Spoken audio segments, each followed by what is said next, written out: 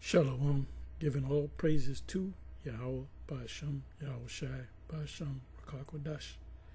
Shalom to the 144,000 and the rest of the elect out there. Shalom to you all. Anyway, I'm going to entitle this video, this is going to be a back to the basics, a BTTB, Revelation chapter 20. Also, part of this video, well, another title to this video, second part is, the title of this video is my response to GreatMillStone, GMS, Israelites. Well, this is a response to my response to GreatMillStone, GMS, Israelites. And also, part of the title is the home stretch. So I looked up the word, the home stretch.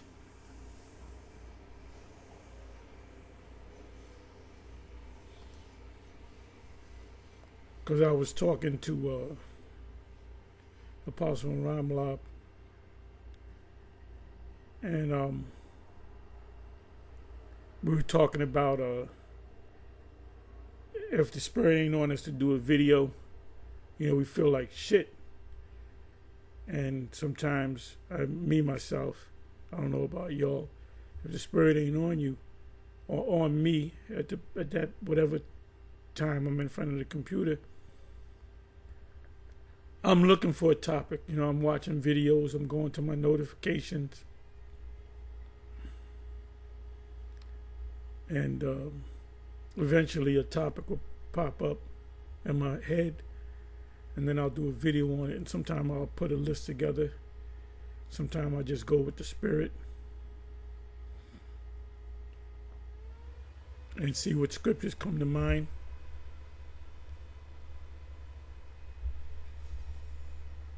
But one way or another, I got to do a video, and I can't just do one video because my spirit is, I got to do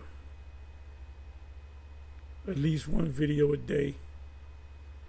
But sometimes the Spirit is on me where I do maybe 3 or maybe even 4 videos.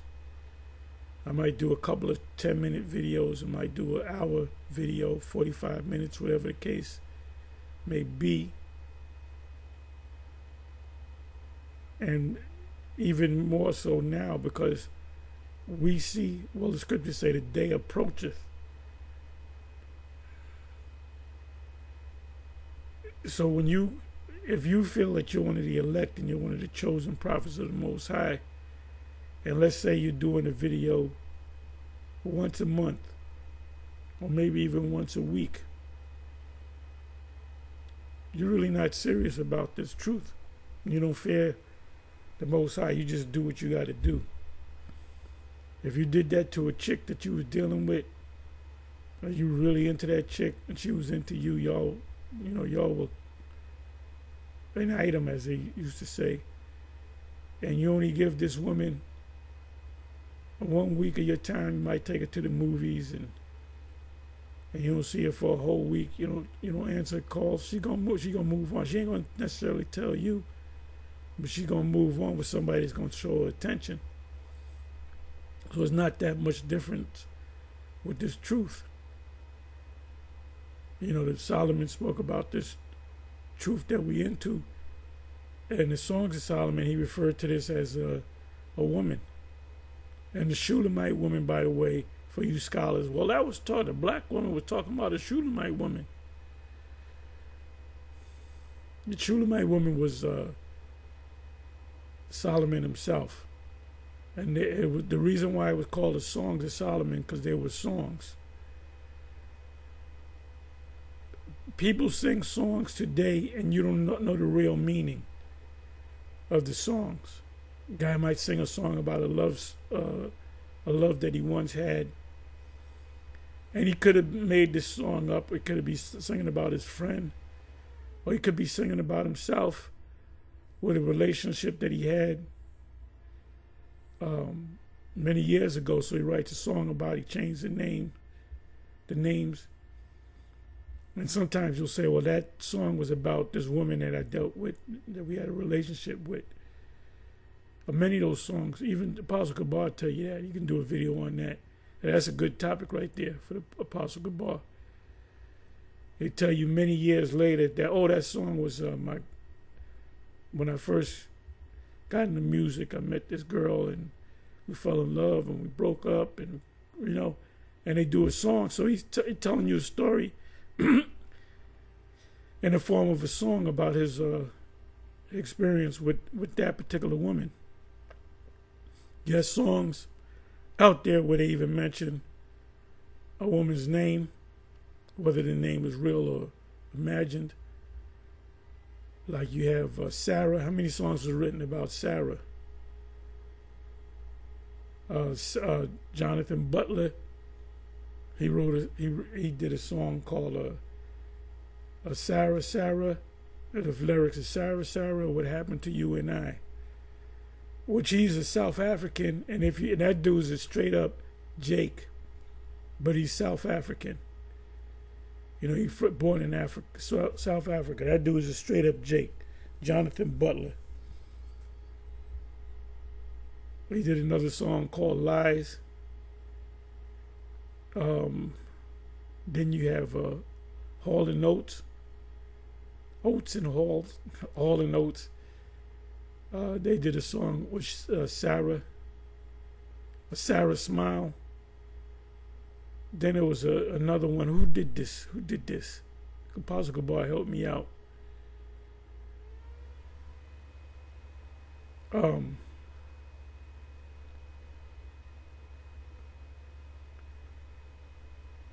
There was another song on Sarah. Sarah, Sarah. Somebody help me out. But there was a lot, at least 3 songs with Sarah, and a lot of times the singer's referring to a woman that he, really fell in love with, and she might have did him wrong, or they might have broke up and got back together. So anyway, the songs of Solomon were all songs because David was a singer and played the stringed instrument, and Solomon was also a singer. So when he's singing, and scholars say, oh, that's talking about the Shulamite woman. She was a black woman. So this king was in the black woman. There's a white man in the black woman. Okay, come on. Because everything these scholars teach, everything that's good in the scriptures is they're white. The Israelites are white. Everybody's white. The Most High is white. The Messiah is white. And there's motherfuckers on fault. You can't bring that bullshit no more. Can't play them Jesus movies like you played when we were kids. Ain't nobody playing no motherfucking Jesus movies with a white man. That shit is bullshit. Jake knows that there ain't no way this man is a so-called white man.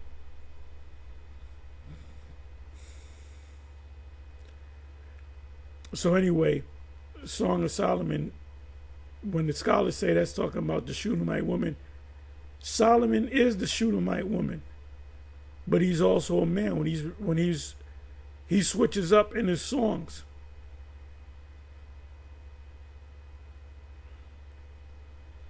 When he's praising wisdom, he refers to it as him being a woman or even the Most High. And sometimes he'll play the part of a man singing to a woman, which is wisdom. Or he'll play the part of a woman singing to the Most High, which is her husband. Jake, when you listen to Jake music, Jake will use terms and words that the average person doesn't understand. Code. Jake does music in code.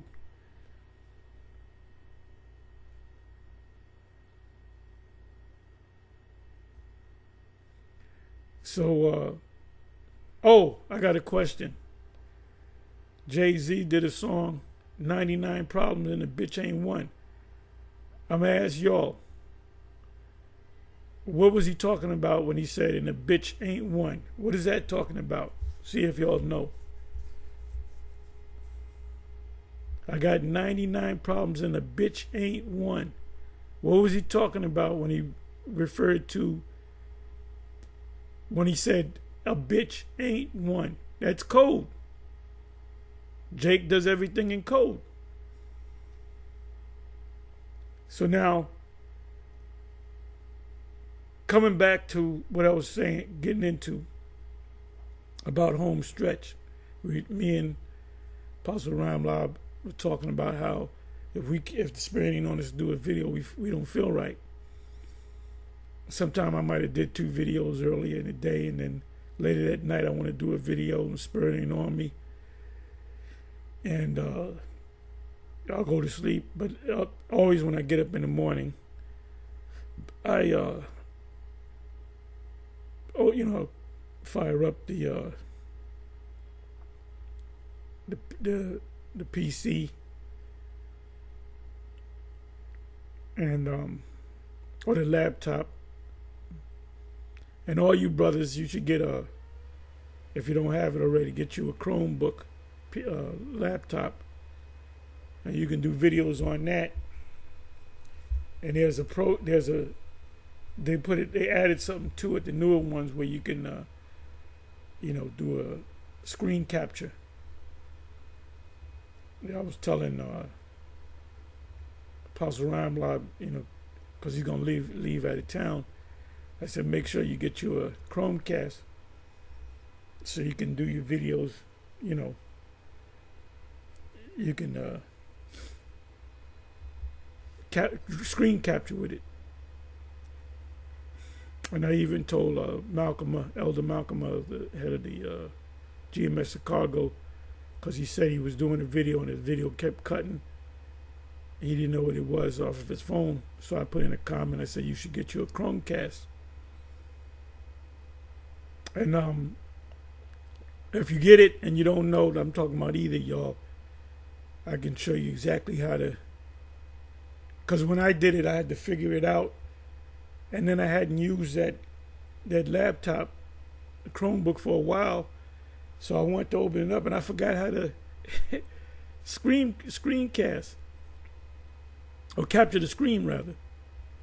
But then I kept finagling with it, and it came back to my mind, and I said, oh, so that means I gotta start going to my my laptop a lot more. So I don't forget. I mean, there's videos on it that shows you how to screen capture. Anyway,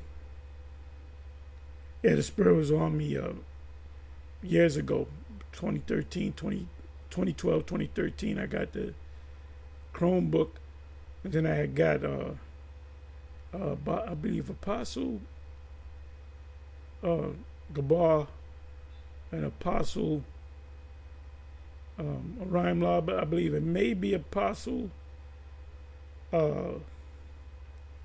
Ricard, if I'm not mistaken, but I'm positive it was Apostle Gabar and Apostle Rhyme Law, and we had went down. We took a drive down to what is this? What is it? BNS? What is that? It's in Manhattan, off of 34th Street. I believe it's BNS, whatever. Because I used to go down there. You get all your camera equipment, you get everything. You get it at a good price too.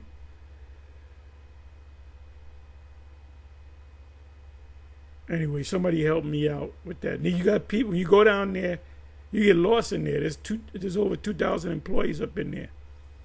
One of the salesperson told me, he said, you know how many people work in here? I said, no, about 500, over 2,000.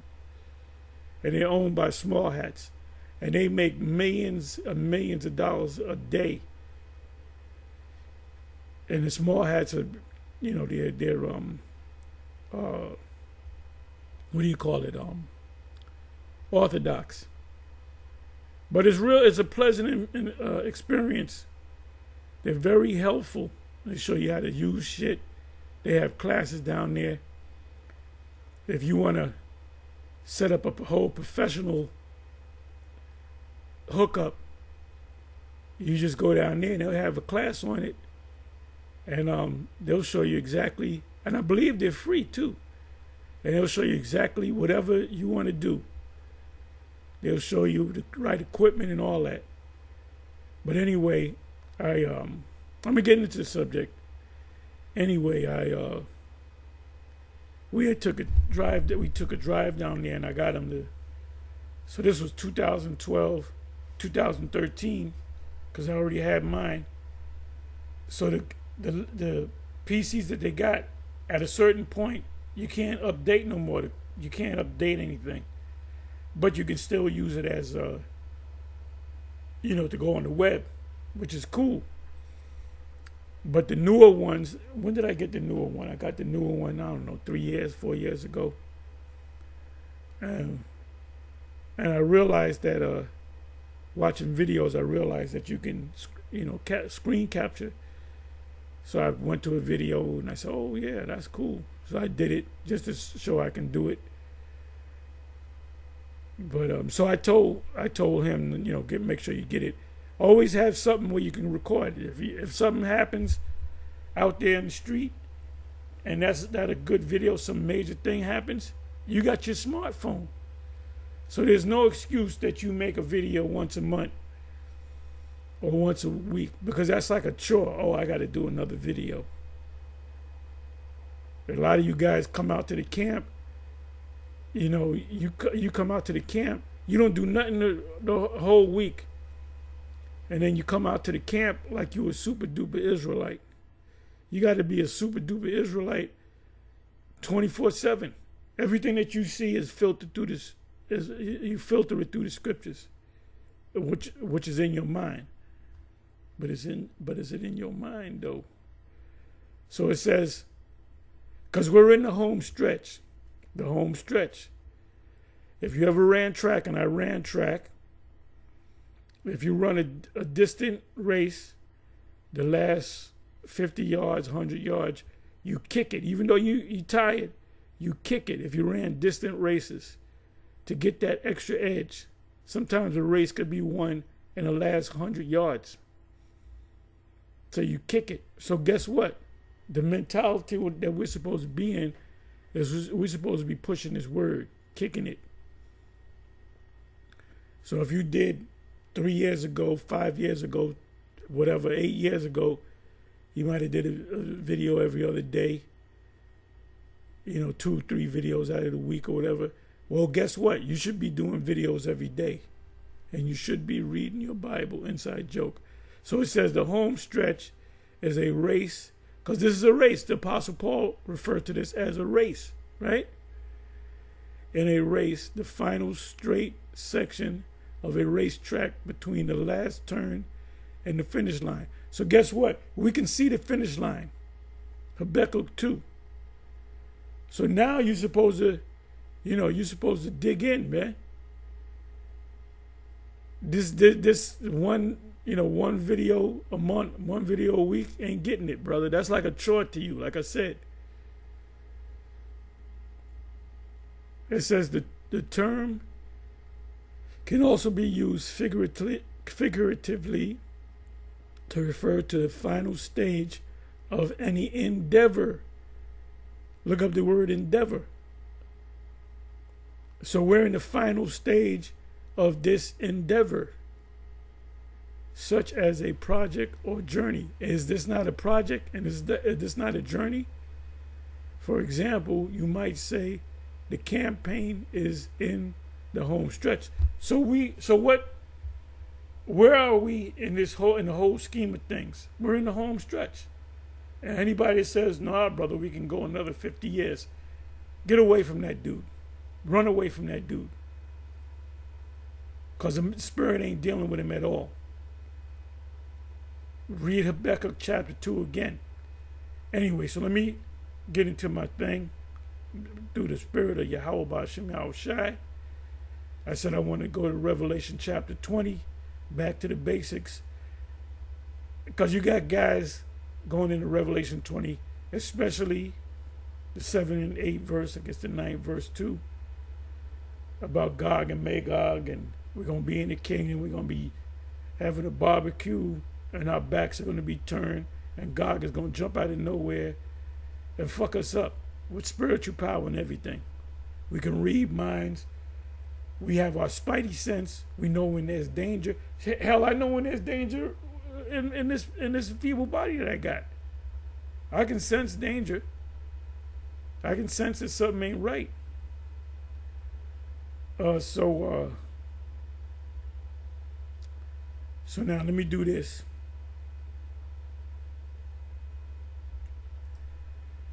So I was watching part of this because Apostle Orion Live sent this to me, texted it to me. So I believe it's around about here, middle of it. So I was kind of watching the rest of it. So I got to this point, which is 2:41, 2 hours, 41 minutes of a over 3-hour video.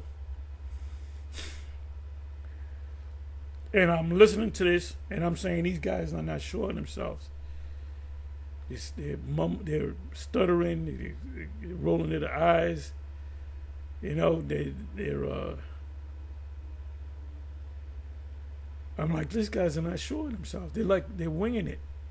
And this guy called in Gregory, which is Ronan, which he kind of followed us, but he didn't follow us, and he's kind of doing his own thing. He's a bug out. I mean, he tries. I believe he's sincere. He's a bug out because you got to follow GMS. You can't be going from camp to camp and doing your own thing, because you can't see that this so-called UFO is going to take us back to the promised land. You read the scriptures. Well, you're going to hear it. You're going to hear it. I don't want to play this whole thing, but I might have to. So let's just go ahead and play it. I'm not going to mute this. So you're going to hear an echo. Yo, what's up, y'all? It's me. I got a question on Ezekiel 20. Oh, Brother Ronan, go ahead. Yeah, so the beautiful class today. I'm just still trying to... did his thing, too. Hassad did his thing. This class, I was listening in. Very informative. Yeah, and respectfully to the elders, like, it's all good. We... And you can see the pride in Hassad. Yeah, I'm the man. But then when the guy said GMS, you can see that they are fucking GMS, man. I'm fucking GMS guys. And he said Apostle Paul was a pesky fellow. The beautiful class today. I'm just still trying to... did his thing too. Hassad did his thing. This class, I was listening in. Very informative. All praises. Look at that. Yeah, I'm the nigga. I'm the motherfucker. Yeah, and respectfully to the elders of GMS, like, it's all good. We know in Oh boy, he had to mention GMS. Part, and we prophesy in part. That's not an issue. And these are the same. Well, not these two, but Chief High Priest, Grand Poobah, I call him, Al-Azhar said, we're in what is it? How did he say it? We're fully with IUIC. Well, how can you be fully with IUIC when them guys are teaching things totally different than y'all? They teaching about a hell doctrine. Y'all ain't teaching about a hell doctrine, or maybe you are. They're teaching that the MOTB is sin in all of its forms, whether it be political or religious, which they're going off, and you know that. If Al-Azhar made that statement, that means if he couldn't join it. If he says we're in lockstep with them guys, and I'm going to get with them, I'm going to get the purple shirt with the fringes on it, you couldn't be in the camp, because the first thing they're going to tell you is, look, brother, you can't come out there with a baseball cap or any kind of hat. The Sabbath. So how can you be lockstep with them guys when y'all celebrate the Sabbath based upon the new moon, and the new moon is a dark moon, not a full moon? And then y'all call on Yahweh B'Shem Yahweh Shai. They don't. They say, oh, we don't know the name. We got to wait for the kingdom to come. Oh, he's going to have a new name. Any excuse not to say the name of Yahweh Yahweh Shai. But then when Bishop Nathaniel came out the hospital where he thought he was going to die, that was in 2021, 2022 Passover. What did he say? He praised the name of Yahweh and Yahweh Shai, and so did Kenai. But then shortly thereafter, they went back to Most High and Christ bless. So I would never frame my mouth to say anything good about them. Like I do say good things. I say they teach the people that they're Israel, which is a good thing, and they bring out certain precepts which are on point, but they go off. Remember, you got to eat the whole roll, man. You have an unction from the Holy One, and you know all things. They don't know all things. When you teach the mark of the beast is sin in all of its forms, you way the fuck off, man. So now when Alazar made that statement, these two gentlemen were part of that group, so I'm pretty sure they kind of went with that. Yeah, we got no problem with that. They didn't make no counter video about that. Maybe that's why they left. I don't know. They wouldn't say. They said they left. When you ask, well, why'd you guys leave? It's none of your business. Well, why tell us in the first place? So let's listen. So my question is concerning the wilderness. And someone in the chat was saying that Armageddon. Can you just break down the wars to me? How many wars are there in total, and do they all happen at the same time, or are there? There's Armageddon. I would say in close proximity, Armageddon would be before Jehoshaphat. Armageddon would be where the armies of the world battle each other. Jehoshaphat would be when they come against us, which, you know, it's all going to happen at the same time. Not going to be Armageddon and 2 months later this comes out, and then World War III. No, it's all Jacob's trouble. Jacob's trouble is going to kick off this whole thing. The Apostle Tahar didn't even mention on his video about Jehoshaphat. Maybe he's conflating the two together, Armageddon. Yeah, they mentioned it, but I could have mentioned it. You know, Jehoshaphat goes with Armageddon. They all go together. It's all one big event. And Jehoshaphat. And then the Battle of Gog and Magog, is that synonymous with Jehoshaphat? So that's a third war. That's going to happen 2 years from now. According to Bishop Nathaniel, Gog is not Gog and Magog. It's Gog from Gog, the land of Gog, which are the Russians, which is a Hebrew word. Like I said, Russia meaning chief prince. That's all it means in the Hebrew. And I say that, you know, to put it out there, put that vibration out there. The founders of Russia were Israelites, the Scythians and the barbarians, mainly the Scythians, which are warlike people. Jehoshaphat? I would agree. Yeah, when they invade us. Okay, cool. So now that we understand that. So there's 3 different events. Jehoshaphat, Megiddo, and what you mentioned, World War III. Those are 3 different events that's going to take place in 2 months. This is going to happen. In 2 months, 6 months, this is going to happen. We're going to be sitting around wondering what's going to happen next. Then God going to jump out when we having a barbecue and our backs are turned to God, and they're going to jump. Oh, we got you niggas again. We're going to put you back in captivity. Like you were reading. The Most High doesn't go into detail. You can't be given a scenario, a timeline of the events that's going to happen with Armageddon. You can only imagine in your mind what's going to happen. It's going to be war. There's going to be destruction. It's going to be devastation. And all these different events are really one event, Jacob's trouble. Jacob's trouble is going to come, and that comes along with the great chipping. And then you're going to have some skirmish where you're going to have all the major militaries converge in the Great Levant, which is called Joel 3:19, Armageddon, Jacob's trouble. Second Esdras, the nations are fighting each other, right, before Messiah returns. So that's Armageddon. Then they see Messiah in the air, and they stop fighting with one another to fight him.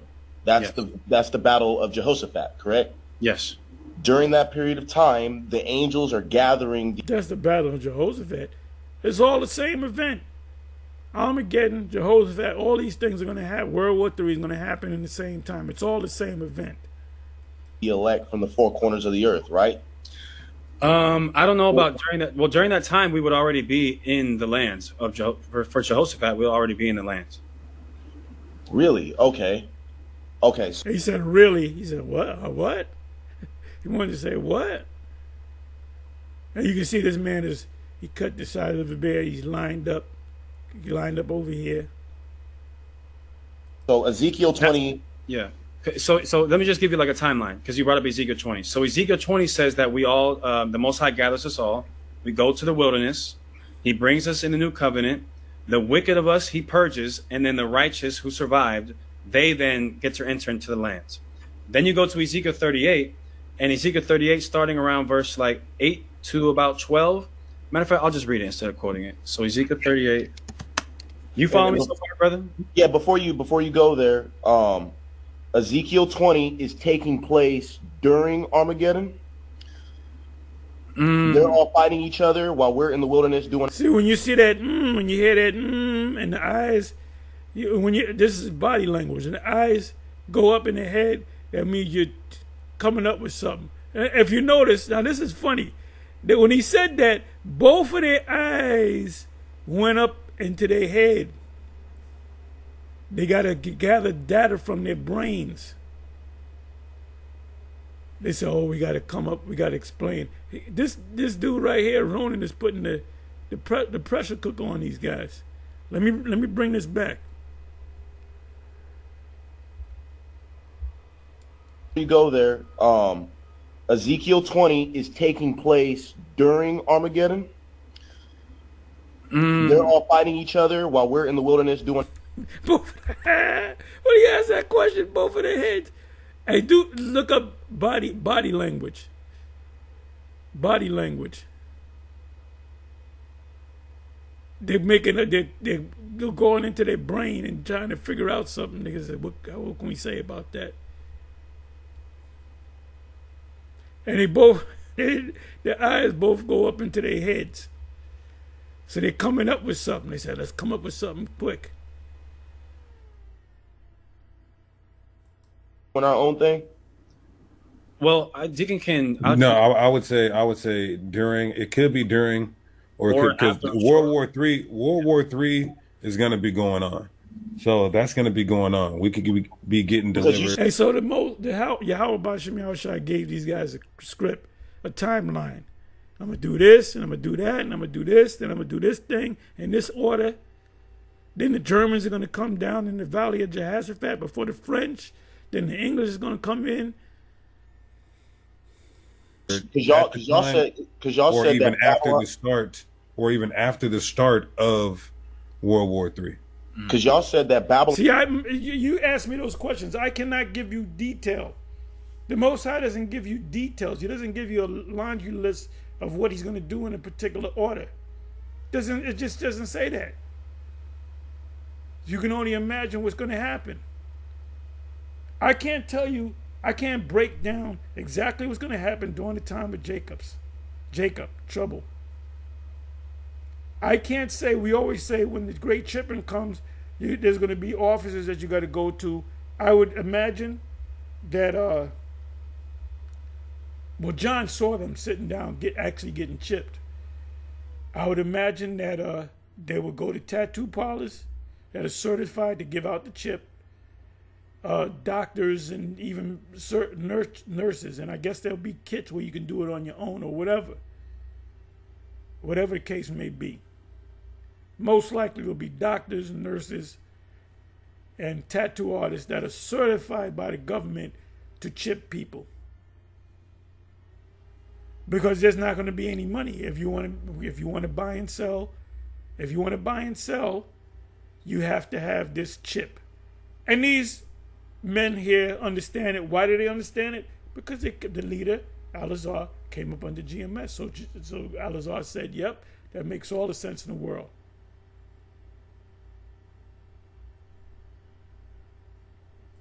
Babylon is destroyed. America is destroyed right when Armageddon starts. That's what starts Armageddon, is the destruction of America. When America is completely destroyed, that's when we come back down.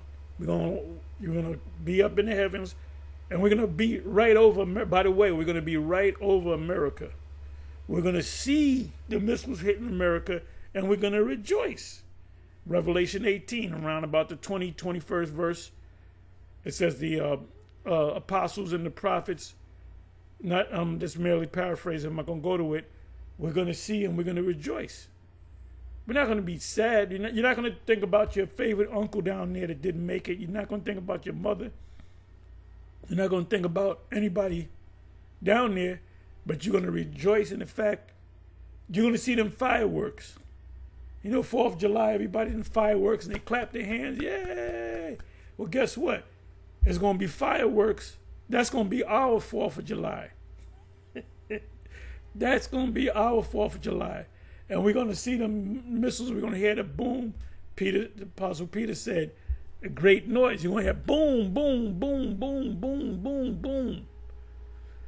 And as the missiles are hitting, we're going to, yay, oh, praises to you. How about you, man? Ain't nobody going to be in the ship talking about Most High and Christ bless. I guarantee you, if the bishop makes it into the ship, he's not going to be saying Most High and Christ bless. I guarantee that. Guarantee that. America. That's what sets it off. So if America is going to be destroyed, then that means we have to be beamed up by then. Yes. The ones in America, at least, yeah. While the missiles are coming, the elect will be beamed up pursuant to Revelation 11. Okay, go ahead, Assad. Yeah, so then those who are in America, like Revelation 15 says, that they're going to be in a sea of glass and watch Babylon's destruction, right? Now, what's the time interval between them in Revelation 15? And it said we're going to sing songs and play instruments. Revelation 15, I believe, 16 as well. Seeing Babylon get destroyed and then going into the wilderness in Ezekiel 20? I don't know. But I do know that they obviously, like you just said, they have to be getting beamed up out of Babylon because they're not going to get destroyed in Babylon. You see what I'm saying? And so then in Ezekiel 20, all the Israelites are there, and the wicked don't get to enter into the land. But then the righteous enter into the land, and then the evil thought comes into the chief prince of Meshach's mind. Ezekiel 38, I'll read it, verse 10. And look at this. It says, "Thus says the Lord God, it shall also come to pass that at the same time shall things come into thy mind, and thou shalt think an evil thought. And thou shalt say, I will go to the land of unwalled villages." This is Israel, because it's not going to be utterly annihilated like America is, but it's going to get hit with like certain Scud missiles. That's going to render it, somewhat desolate. No, it says it's going to be just completely destroyed, and it's going to be built back up. Okay? And, well, let me let it go. All of them without walls and having neither bars nor gates. Now, here's the point, right? Verse 12, if you read it, I think in another version, look at this. "I will go to those formerly desolate cities that are now filled with people who have returned from exile in many nations." So the fact that they're still being referred to as people who have returned from exile shows you just how soon after they get beamed up do they go back into the land. You see what I'm saying? So we're going to see America destroyed, and we're going to praise the Lord, then we're going to land down, we're going to go to the wilderness, then we're going to go to Israel, and then we're going to have a barbecue lamb, and our backs are going to be turned, and the Gog is going to come out of nowhere and say, we're going to put you niggas back into slavery. That shit ain't happening, okay? Because as you read down in Ezekiel 38, 17, somehow 18, 19 verse, it speaks about the great shaking and how the Most High is going to be in the presence of that fire. So this is talking about the same event, Armageddon. The saints of the Most High shall take the kingdom. The kingdom shall not be left to other people. The last kingdom standing will be the fourth beast, which is the last leg, let's say, of the fourth beast, which is the modern, up-to-date Roman Empire. When they go down, the whole kingdom goes down. So we're going to gather up them Gogites and everybody else. We ain't going to land back down, go to the land of Israel, and let's have a barbecue dinner. Let's chill out. No, we're going to take over the whole world. And we're going to separate the Israelites from the Moabites, or the Israelites from the Edomites. And the ones of you Jakes, like in South America will be intact. They're going to buck up against, because they're going to run to their Catholic gods. And if they can't, and we're going to tell them, look, Caesar Borgia is not the Messiah. Then no, he's my Messiah. He's my Messiah. You're gonna kill your asses. Those are the rebels, man. Okay. This is all the righteous though that didn't die in the wilderness. And the resurrection is taking place. The resurrection takes place before we go into the wilderness. What resurrection? Like of the martyrs and stuff like that? Of the righteous. Like for those who been beheaded for the witness of Christ. That one was referring to, Which right? is just well. You said before that those being beheaded for the witness of the Messiah. Revelation 20 verse 4. Revelation 20 verse 4 is talking about when they chip everybody. Because what does it say in Revelation 20 and 4? Those that did not receive the mark. So that's talking about on this side. That's talking about before the missiles hit. Before Armageddon. Or you say that question again? So, because Paul states that when Christ comes back, we will see our dead loved ones coming with him, right? And we will meet him in the air. That has to take place when Babylon gets nuked. It has to. Right before the missiles hit. The dead and Yahushua shall rise first, and we that are alive will be caught up with them. So the first ones to go on the ship would be Abba, Mashah, Yaquab, anybody that died in this truth. And that includes your wives and children. If they're part of your household, they're going to be, if they were, they're going to be delivered too. So it's going to be men and women. Remember what happened when the graves opened and the people went back into the land, into Jerusalem. And they lived a full life. They didn't, I'm just here to get what you want. Let me get one last hug, and I'm gonna go back to the grave. No, they're gonna come out the graves, and they're gonna live a full life, and they're gonna die. Some of them might die another 20 years. Hey, Lazarus actually died. He came back to life. He even sat down and ate next to Yahushua. Yahushua was close to Lazarus and his two sisters. And one of the sisters was more into cooking than the other. The one that was cooking, the one that wasn't cooking, that was talking to Yahushua, was more the spiritual one that Yahushua liked more, even though the other one cooked. But can you imagine that?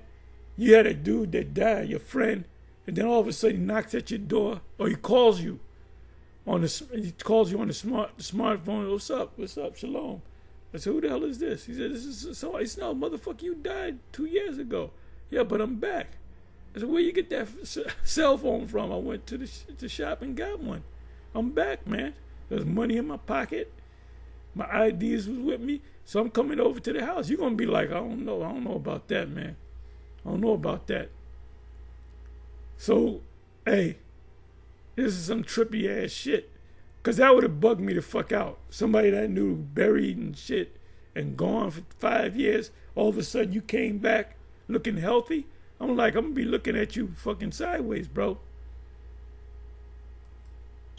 Yeah. So then that would mean that the resurrection would have to take place right before we go into the wilderness. That's not a bad hypothesis, I don't think, Jacob. These guys they're talking all low. They're not sure. See when the heat, they can't stand the heat. They can't stand the pressure. They can't stand the pressure. The pressure's getting to them. This guy's asking, even though he's a complete bug out, Sir Gregory is a complete bug out, but he's asking good questions, like he's cross-examining them, and they're folding. Yeah, You may fold under pressure. I mean, one thing we know is that is when the Messiah cracked the clouds, the dead in Christ shall rise first. So, whenever he cracks the clouds. Okay, and Isaiah 63. Now this is where I wanted to get to. Can we go to Revelation 19 real quick? Revelation 19, I believe, verse 19. It says, and I saw the beast and the kings of the earth and their armies gathered together to make war against him that sat on the horse and against his army. So this is Jehoshaphat. Is they're making war against the Messiah? I would assume so, but I'd have to look at the context. I would say. What do you mean you assume so? Either it is or it's not. You guys supposed to. You guys apparently ate the whole roll. So what's up? So yeah, off the top of my head, yes. So now I've been wanting to ask this question for a while. Is Gog and Magog a part of the beast, or are they separate? Well, it depends on. No, it's separate. Yeah, Gog and Magog is not a part of the beast. But if you're dealing with the beast, where the beast is, it's not a part of the beast. No, it's not. So then the beast would be Edom. It would be Europe, the European powers. By the way, if you're an Edomite, that does not make you a part of the beast. If you're a beast, you're Edomites. You have to be an Edomite to be a beast. That doesn't mean all Edomites are of the beast. Russia is not a part of the beast. IUIC need to correct that. ISUBK need to correct that. Russia was one of the seven heads. No, they were not. Now, some interesting history. During the time of Lincoln, was it France and England? I'm not sure, but they were going to wage war against the United States during Lincoln administration, and Russia came to the aid of the U.S. during the time of World War II. Russia was on the side of the U.S., but that doesn't mean that they're part of the beast.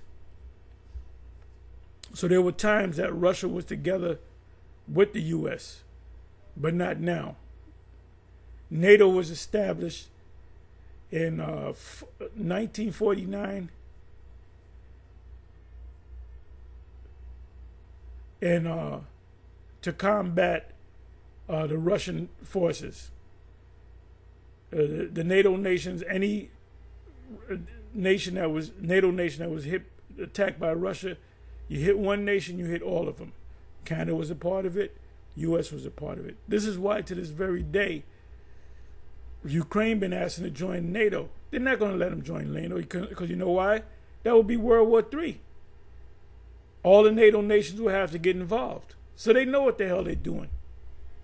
Hey, this system that we're living in is crumbling. It's crumbling.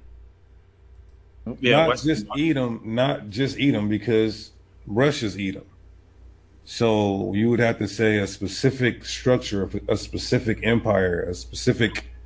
But when it says we're dealing with 19 right now. When it says and the beast, this beast is talking about Rome, right? This is talking about Esau. This is talking about the European powers.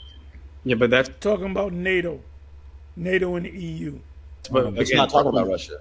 But exactly, that's what the brother's saying to answer your question. So no, Russia's not a part of that because Rome that's like Western Europe. Like when you look at NATO and the Western European Union power structure, that's all Western Europe. That's where the Roman Empire really primarily was Western Europe, not Eastern Europe. That's Russia. Now look. What are you? Before I bring out my point, because what verse are you talking about? Revelation 19:19. Okay, good. Before I bring out my point, make your point. Okay, so in Revelation 19, we see that he has a vesture dipped in blood. That's Isaiah 63. Who is this that cometh from Edom? Correct. Right, that's also Revelation 14, the wine press. You're going to step in the wine press and make wine out of Edomites. Now, if you go to the last class that Saturday last week, Bishop Nathaniel did a class, and he was going into Yahweh Shai is going to come, and he showed actual pictures that they drew. Somebody drew of Yahweh Shai with a white garment and blood stains all over him. He's not going to get one drop of blood on him. That was a vision that Isaiah and John and other prophets saw. But he's not going to get 1 ounce of blood. He's not going to get down and get dirty and chop heads, and certain brain matter is going to come on his garment. That's not going to happen. It's just, that's what they saw in the vision. It represents that he's going to, he's going to mess these people up. But he's going to be up in the heavens. He's not getting out of the ship, and he's not going to jump down and start chopping Edomites' heads off. And blood and guts is going to be on his garments.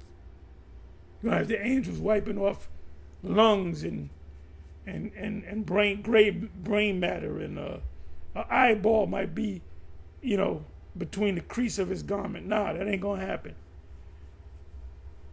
So Isaiah 63, where is Isaiah 63 in Revelation 19?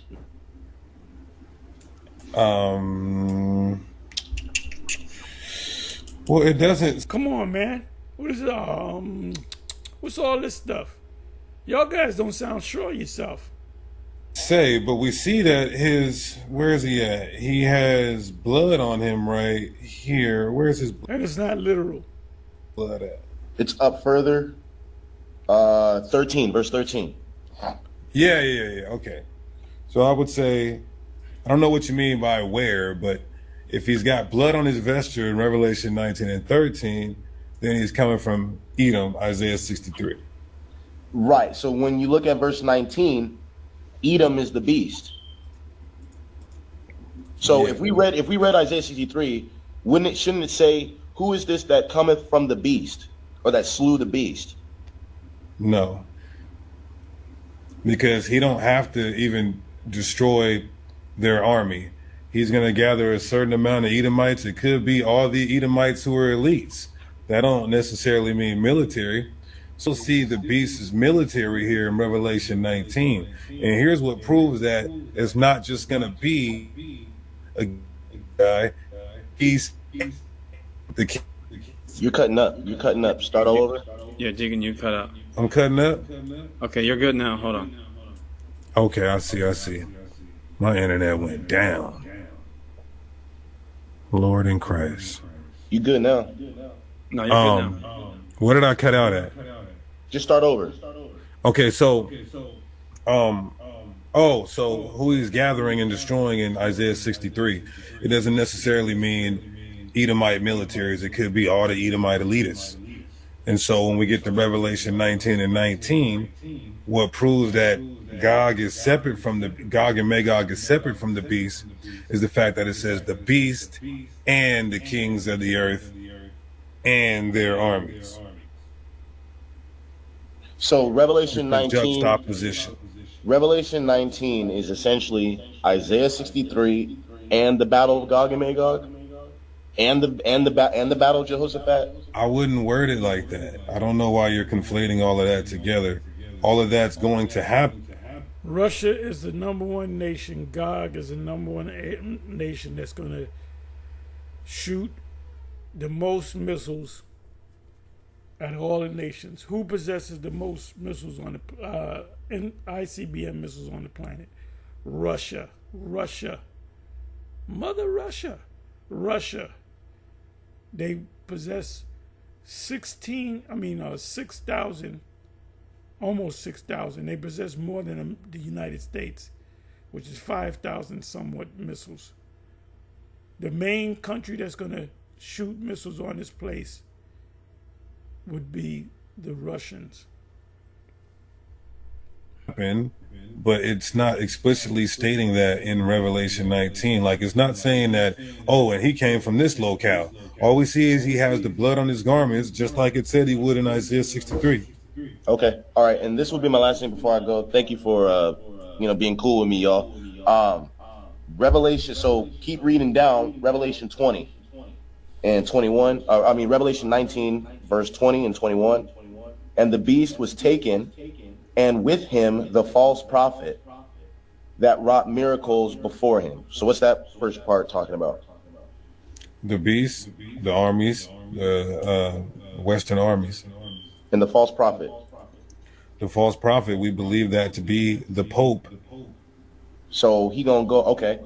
I'm not saying The false prophet represents the Pope, but it represents the Roman Catholic Church and all the daughter churches, which is the Baptist, the Methodist, the Jehovah's Witness, because they all got the same image of the Messiah, which is I believe it was 1945 or before that, during World War II, and it was like a new image based upon the Leonardo DiCaprio, Da Vinci, excuse me, or Michelangelo, because the image that you see of the so-called white Christ is based upon the image of the Renaissance image, which they updated during the time of World War II.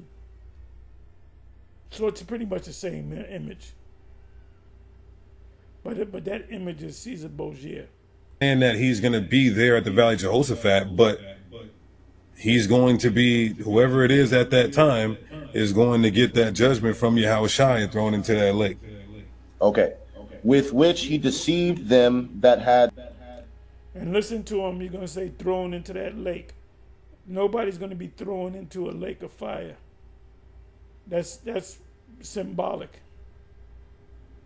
for missiles being pelted on the United States. Received the mark of the beast, and them that worshipped his image, these both. The MOTB has to take place before Armageddon, before the gathering, before the World War III, whatever you want to call it, before the fire comes down, before the deliverance comes down, because that's going to be a test for the elect. Were cast alive into a lake of fire, burning with brimstone. Mm-hmm. So I thought we need Edomite slaves. I thought we need them to be our slaves. I mean, it's not speaking in absolutes. There's going to be a remnant of Esau to serve the Israelites. That's prophecy. Yeah, those are the ones that in different parts of Europe, in Russia, wherever the Edomites are, not in America, but anywhere the Edomites are located around the planet that's not hit by missiles. Okay. And the beast, so unless your position is he's destroying all Edomites right there, well, it seems like there's a time, there's a period of time. It's not all happening at once. Do you believe that Obadiah 1 and 18 is being fulfilled in Revelation 19? No. So why would you? It can't be, but it's like that comes after 1,000 years. And by the way, if you're thinking about this or thinking of asking, there's no way in the scriptures where it says Esau will be enslaved for 1,000 years. It says we will reign for 1,000 years. So it makes sense that we will reign over our enemies for 1,000 years. There's no scripture that says Esau will be a slave for 1,000 years. That's why I'm trying to figure out where it fits in Revelation 19. That's all. Yeah, I wouldn't say it's speaking in absolutes as far as every single Edomite. Okay, and when it says that these both were cast alive, what does that mean? So he's not killing them. He's not killing all of them. No, when they get thrown in, they're getting thrown in alive. It'd be like if somebody pushed you off a sky. Did you hear? These guys are novice. Did you hear what he said? He said, let me let you hear this again. The madness. What does that mean?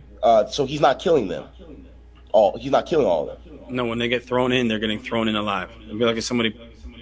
He's saying it like it's literal. Okay, the Pope, get the Pope. No, I don't want to go in the lake of fire. I know all about it. Fuck you. Yeah, fuck you, man. Pay me. He gonna throw him in there like King Leonidas kicked the Persian in the abyss. Yeah, that's a lake of fire. In the movie 300. That's symbolic for Babylon being hit by these missiles from Russia, and whatever other country, which includes NATO nations or EU nations, gonna shoot missiles on them too. Pushed you off a skyscraper alive. No, he's asking when he's going to war when we're going to war with them, Lord willing, wherever that number, are we killing them or are we taking them alive and throwing them into the lake of fire? I hope these guys realize that it's symbolic. It's not going to be a lake of fire and we're going to grab this guy. Okay, you're an Edomite. Okay, pick this guy up and cast him in the lake. I hope they're not thinking that way. I hope they're not thinking that way. Taking them alive and then throwing them into the lake of fire? Yeah, because it's saying cast alive. Well, I mean, it would have to be in that case, no? Yeah, but it says that we're going to destroy and be in the midst of many Gentiles like a lion amongst the beasts, tearing them down. So I believe it'll be some of both. Okay, because we believe that we're going to have the Edomites in captivity for at least 1,000 years, and then after that we're going to round them up and we're going to cast them into the lake of fire. You see how that? Oh, wait a minute, he's conflating the casting in the lake of fire and Obadiah 1:18. So that's the casting of the lake of fire? No. The casting of the lake of fire is talking about the missiles hitting the United States of America. And it's going to look, to John, it looked like a lake that was on fire. How it sounds exactly the same? Yeah, but they wouldn't have got to serve us yet here, though. That's the question. That's not the question, but that's the point. Because there's a promise that they have to serve us. That's Amos 9 and 11. Okay. And other places. And America is destroyed. The beast is the one that destroys America. So the lake of fire. Russia is the one that destroys America along with the beast. You said the Or the EU nations. The beast is the one that destroys America. Well, the 10 horns that are on the beast, they turn on America. Oh, yeah. There's two different beasts, though, in Revelation. You have NATO, like in Revelation 13, you have the first one, and then in verse, I think, 11, the one that has the mark of the beast, that one's America. Right. And it says the 10 horns burn the whore with fire. Yeah.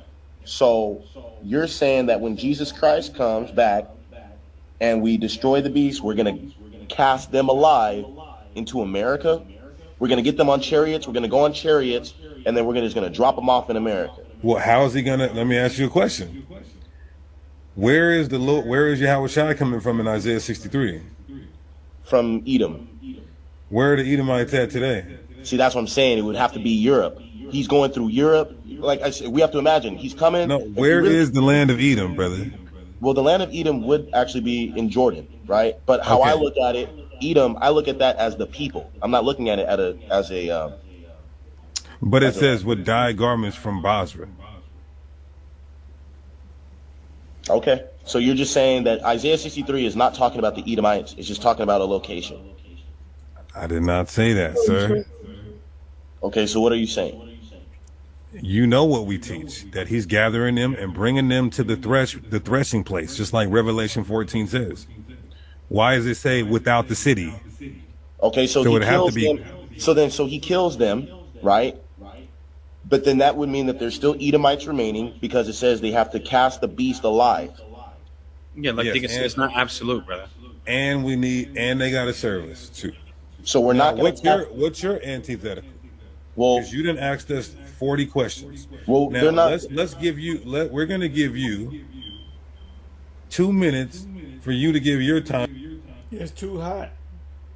You know, if it's too hot, get out the kitchen. They want to get out the kitchen. Too hot for them. They want a caller. They don't want this guy no more. Timeline and explain it how you see it. Well, basically from the fact that the scriptures say cast them alive into a lake of fire, and Obadiah No, says that start from the beginning, from right before America's destroyed, up until the kingdom. Go ahead. Okay, so basically, in my eyes, how I understand it right now, which I could be wrong because I don't have 100% truth.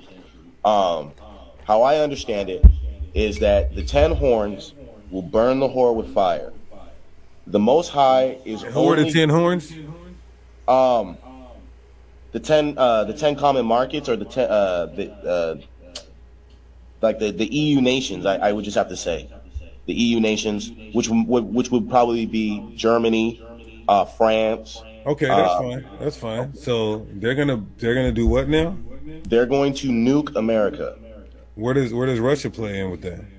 They don't play. Oh yeah, because of Isaiah. So also according to the scriptures, the Medes, along with the Russians, which and according to Second Ezra 15, the Carmanians, all of them are just going to burn America. So it's going to be the beast, the 10 horns, and it's going to be those BRICS nations, the four carpenters, if you will. We agree on that. Go ahead. So they're gonna destroy North America and Canada, because I throw Canada right along in there with them. Canada is not part of America. It's a different country. And these two gentlemen should have corrected him and said, no, it has nothing to do, because they're not sure. It could be, it might be Canada too. Canada is not America. So he's going off right there. Like I said, they should have corrected him. According to Second Ezra, though, it says that the Northern Kingdom that's in South America, they're still going to be here, and they're going to cross over. He's going to steal the waters again, like how when they first came. That's Second Ezra chapter 13. So the Lord is going to gather the Israelites. That's a problem. Well, that's what Second Ezra says, though. Yeah, but the way you understand that. Okay, go ahead. Go ahead. You got it. I'm just gonna say as it's written, bro. So, okay. If we go as it is written, then that would mean that our people, the 12 tribes, wherever they are scattered in Canada, in North America, and maybe even Mexico and the Caribbean islands. Okay, here's the problem. No, here's the problem. So, you believe that the Northern Kingdom here are going to go back by boats to Israel? If we take Ezra's prophecy literal, then yeah. I mean, that's what he literally says. Okay, so who's getting on the chariots? Yeah, he don't know. Ronan don't know what's going on. When we go back to Israel, we're going to be beamed up. The elect is going to be beamed up in ships, and we're going to go back. So, and by the way, Central and South America will be inhabited, and Israel will be inhabited too, because we're going to be scattered around the whole planet Earth, but the headquarters will be in Palestine. Like I already told you, the ones in Canada, North America, possibly Mexico, and the Caribbean. But those in South America, like Chile, all the way down there in Chile, they're not going to get beamed up. They're going to go back on ships. So what about are there any of the 144,000 that'll be on boats, or are they all going on chariots? I believe the 144,000 would actually be, they could be scattered. I don't know, bro. Like, I think the majority of the prophets are here in the Americas, because this is where our Lord was crucified. Jay Stray says he can comment whatever he wants. I mean, and I could just ban whoever I want. So have a good night. Have a good night. Okay, so yeah, you're now I don't know who that guy Jay is talking about. He's entitled to his own opinion. But you, my friend, because we know you, brother, you're entitled to your own opinion, and I'm not gonna say that's bugged out, because but it's just it doesn't sound right, and I believe it not to be true. But I wouldn't say it's extremely bugged out, because there are certain Christians who are dispensationalists who believe that according to Isaiah 60, the ships of Tarshish are literal boats that are going to bring Israelites back to Israel. Right, because I was just about to read that. Isaiah 60:9. Surely the isles shall wait for me, and the ships of Tarshish first, to bring thy sons from far. Now, And here's so the problem with that, though. That proves that that's not literal ships. What does the next verse say? it says, their silver and their gold with them, unto the name of the Lord thy God, and to the Holy One of Israel, because he hath glorified thee. Keep going. And the sons of the stranger shall stand and build thy walls. You're thinking of Isaiah 66 and 19. He's in Isaiah No, 60. no. Yeah, 60. Who are these that fly? Oh, right before ships of Tarshish, Salakia. So Verse 8. Those are two read different verse things. 8. We got two different things here. No. Read it, brother. Read it for us. Well, let me give my exegesis first.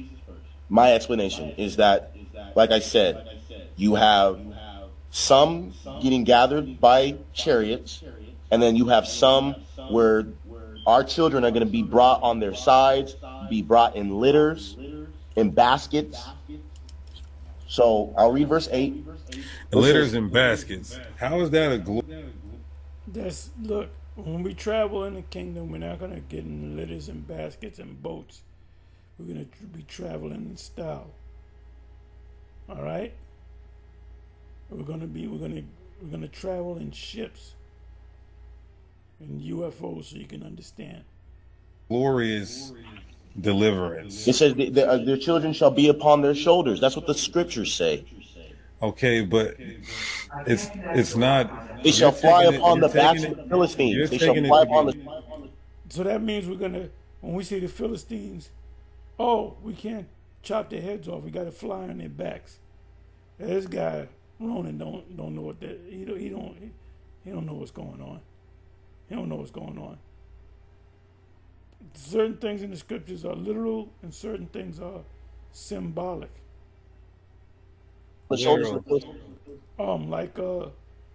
When Babylon goes down, Revelation 18, it said that the people afar off shall put dust on their head.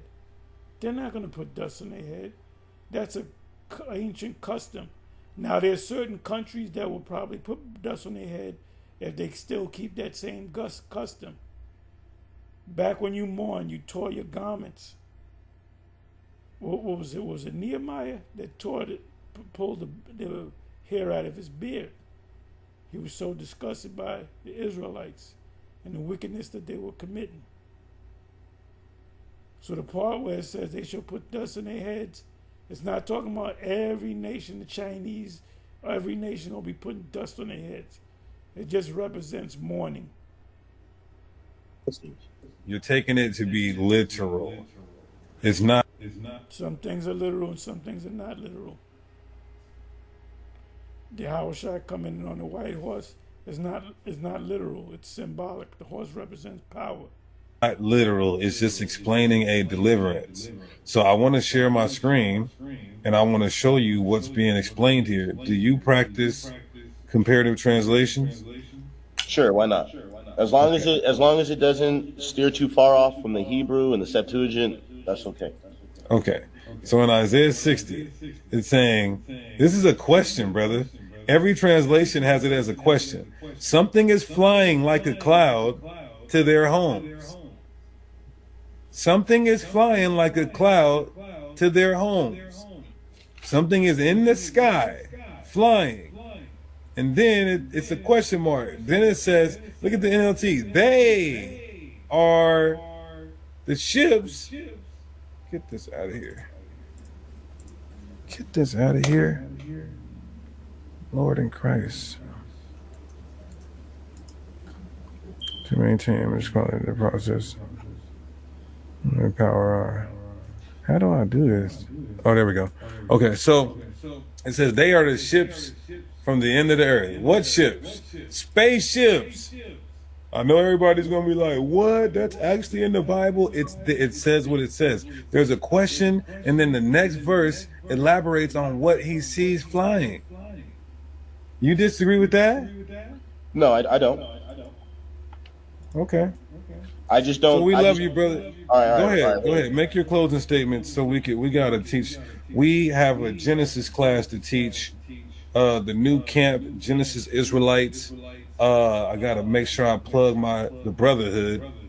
You know, me and Hassad building all praises. Make sure you guys hit the email, man, and come get on. So, you just saw it, and you can see that they're not sure about themselves. And this dude, this individual named Ronan, he put pressure on these guys. So they're making it up as they were winging it. So anyway, I know I'm going long. You guys want to disappear for a while? Disappear.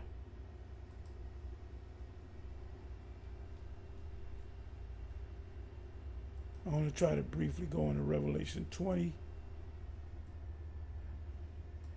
especially because Alex Jones yesterday was saying that he mentioned Revelation 20. He said that the beast will be locked in a cage for 1,000 years. So it says Satan bound, right? Back to the basics. We already should know this. And I saw an angel come down from heaven, having the key of the bottomless pit and a great chain in his hand. That's Yahweh Shai, because he has the keys to life and death. And he laid hold on the dragon, which represents Esau's power structure at that time, formerly the Roman Empire, serpent, and is the devil and Satan, and bound him 1,000 years. Now Now, if you want to get an idea of 1,000 years, it's talking about medieval times, which medieval times go from 500 A.D. to 1500 A.D. But we really took power over them even before that, and cast them into the bottomless pit, which is Europe. Revelation 9 tell you that they came out of the pit, bottomless pit. Revelation 9. And shut him up and set a seal upon him, a spiritual seal, and spiritual chains, that he should deceive the nations no more. Because how did he deceive the nations? Through following, it goes back to Antiochus, then it goes back to the Romans. You honor the Romans by tribute. Now the thing about the Romans were, they let you keep your nationality and your religion. You can do whatever you want as long as you gave them a tribute. That he should deceive the nations no more. So how has he deceived the nations now? Through his Christianity, led by Caesar Borgia, which is not the image, by the way. The image is the Roman system, and democracy. Till the 1,000 years should be fulfilled. So when was it fulfilled? Give you a date, 1453. That's when the Byzantine Empire went down. And after that, he must be loose a little season. So he was loose a little season during the time of Christopher Columbus. So he's still in power, but he's getting ready to he's losing his power, as you can see. They got a black woman that may or not be the president. Not just a woman, but a so-called black woman. So this place is done. And she has yet to choose her running mate. So the little season represents what? Approximately 500 years. From the mid-1400s, end of the 1400s, up until now. So even a little season is a long time, 500 years. And I saw thrones, and they that sat upon them, and judgment was, John is seeing the kingdom, us in the kingdom of heaven. He saw himself given unto them. And I saw the souls of them that were beheaded for the witness of Yahweh Shai, and for the word of the Most High, the scriptures, and which had not worshipped the beast system, neither his image, neither had received his mark upon their foreheads or in their hands, and they lived and reigned with Yahushua 1,000 years.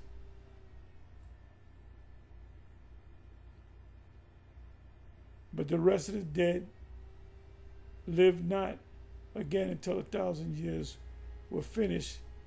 That is the first resurrection. So we're gonna be a part of the first resurrection. Blessed and holy is he that have part in the first resurrection, which is the elect. On such the second death hath no power. That's the destruction by fire. But they shall be priests of the Most High and of Yahushua, and shall reign with him, co-rulers, co-regents,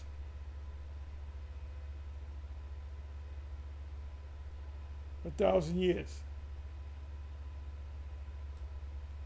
And when 1,000 years were expired, and that's 1,000 years, going back to the first two verses, Satan shall be loose out of his prison for a little time, starting with Christopher Columbus, and shall go out to deceive the nations.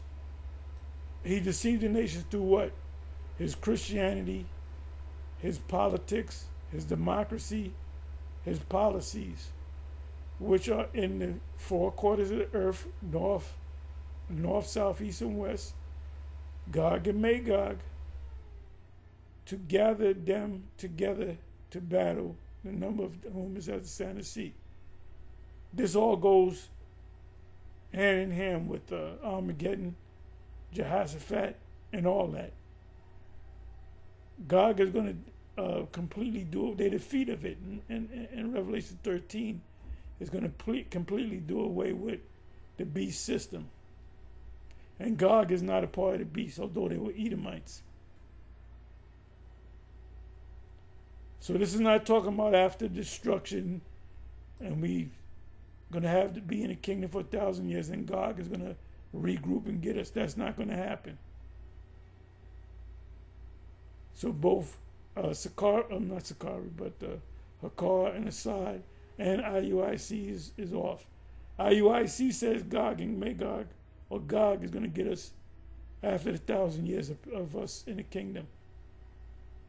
And they went up on the breadth of the earth and compassed the camp of the saints. The camp of the saints is the place, but it's also the people. And the beloved city, which is Jerusalem, which is a place. It's a place and it's a people. And fire came down out of heaven and devoured them. That fire is from the missiles and the chariots, from the angels shooting lasers. And the devil that deceived them was cast into the lake of fire. Now these guys are talking about, we're going to get the Pope, and we're going to bring him over to the lake of fire, and we're going to throw him in there. That's symbolic for this place being destroyed. Ain't nobody going to throw nobody in no lake of fire and brimstone where the beast and the false prophet are. Now the false prophet can be still alive, but we're going to put his ass right into captivity. Because when the Babylon goes down, you're still going to have Edomites doing business and doing things and trying to clean up shit. And then we're going to come down there and we're going to say, look, you got to go into slavery. Hate to disappoint your gods, but you're going into captivity. And they're going to, naturally, they're going to say, hell no, we ain't going into captivity under no niggas looking like superheroes. And we're going to have fun fucking them up, putting a fiery foot up their ass sideways, and they're going to realize, oh, we can't beat these people. Where the beast and the false prophet are, and shall be tormented day and night, forever and ever. Torment means they're going to have a hard time. I'm not talking about no fire that they're going to burn in. How can they serve slavery if they burn in fire? So, you got IUIC clearly going off about some Roman Catholic hell doctrine. And if you guys can't see it, don't come on my page give me scriptures because I didn't see it all. It says 11th verse. I'm almost finished, and we in the home stretch, and I saw a great white throne, and him that sat on it, from whose the face,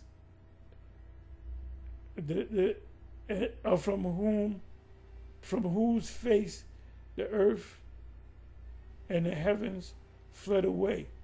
The earth and the heavens is not going to flee away, but the Most High is going to take preeminence over everything. And there was found no place for them. It's also symbolic. And I saw the dead, small and great, stand before the Most High, and the books were open, and another book was open, which is the book of life, and the dead were judged out of those things which were written in the book according to their works. So you got guys saying that there's going to actually be a court, and that the Most High is going to judge everybody one by one. Do you know right now there's almost 9 billion people on the earth? So let's say there's 9 billion people that got to be judged. We're not talking about the people that are dead, that died 2 years ago, that died yesterday, that died 20 years ago, that died 100 years ago. So we're talking almost 9 billion people on the planet. So the Most High going to take, court case number 1. So we're going to be sitting there for 1,000,001 years watching this court case. No, it just means they're going to get jacked up because Esau is already on trial. When we go out there on the highways and the byways, we are the prosecuting / persecuting attorneys that are telling them, reminding them of the crimes that they committed and how they're gonna pay for it. So that's why they don't like us. That's why the small hats, the Jays, the lawyered up Jays, they say we're a hate group. We're not a hate group. We're a truth group. We're telling you the truth. We're telling you the truth. He said because of what you did. First of all, if you never did nothing, you're still going into captivity, because that goes back to, Isaac, Esau, and Jacob. And the sea gave up the dead which are in it, meaning this, that people figure, oh, if I become cremated and I put myself in a body of water, the Most High can't get you. Look, the Most High got your soul. It says, and death and hell delivered up the dead, which were in them, and they would judge every one man according to their works. So when the kingdom comes and destruction comes, and then the kingdom, the sentence is what? You're being judged now. And death and hell were cast into the lake of fire. There's not going to be no more death, no more hell for the Israelites. This is the second death, which is this nuclear destruction. And whosoever was not found written in the book of life was cast into the lake of fire. That includes Israelites. So with that, I'm going to say I went a little long. With that, I'm going to say shalom, on to the next one, shalom.